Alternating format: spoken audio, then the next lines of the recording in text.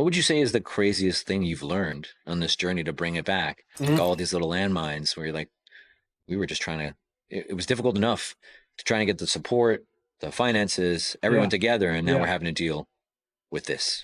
Well, when you're racing there as a participant, when you go there on a testing tune on Friday night, you are completely unaware of what it is actually taking to have an event like that.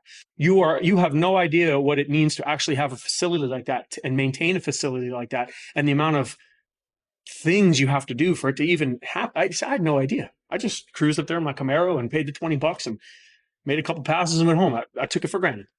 I think a lot of us did. Of course. I've learned now from the business end of things that having a racetrack is a very complicated thing. It's very expensive.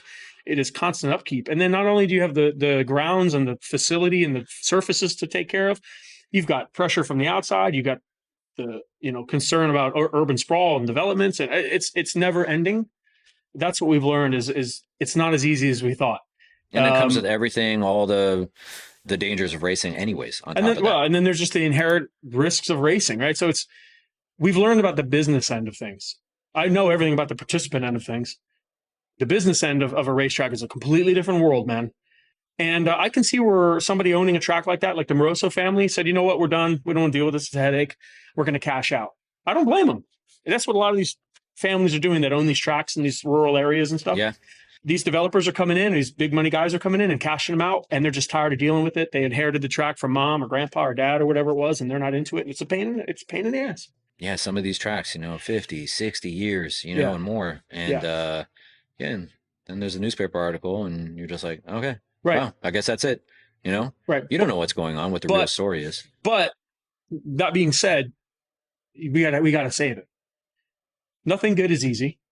This place is a pain in the ass, but I'm here. I come here every day.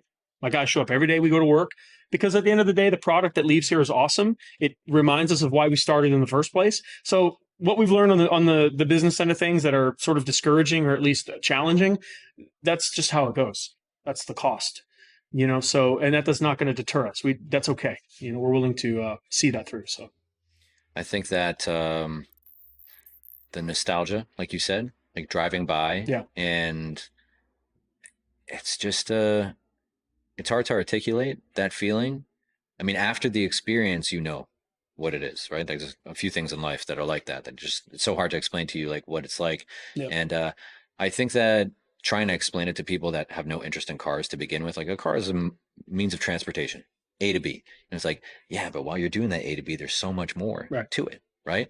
So just the chance to have that track come back is very exciting. And some of us will use it for certain things, whether the drag racing and so forth. What I would like to do is I'd like to go back and do some of the road course. That's like, I was just never old enough, at that time to go. I didn't have a car that I could afford to do that in. I think that's another thing that, people don't have a lot of insight in. Like, I think the idea, the dream of being able to just go out and track your car, sounds great. And then when you're actually trying to do it there, it's very expensive and time consuming and difficult to do. Yeah. And you need spare parts and you know what you're doing.